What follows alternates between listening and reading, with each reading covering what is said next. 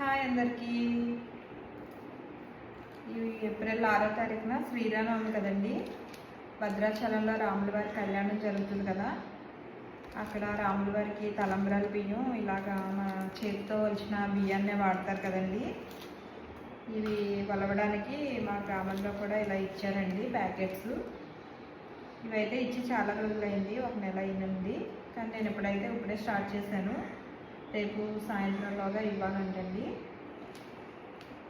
ఇలా ఇవి కొలిచేటప్పుడు మనం వేరే ఆలోచనలు లేకుండా రామనామస్మరణతో కానీ మనకి ఇష్టమైన దైవనామస్మరణతో చేస్తే మంచి ఫలితం ఉంటుందండి.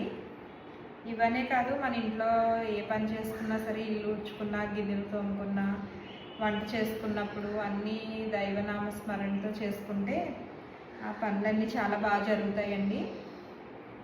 మనం చేసిన వంట కూడా, ఆహారం కూడా ప్రసాదంలాగా తయారవుతుంది. అలా దైవనామస్మరణతో చేసినప్పుడు ఆ పనిలో కూడా మనకు కష్టం అనేది అనుభూతి అవ్వదు అసలు.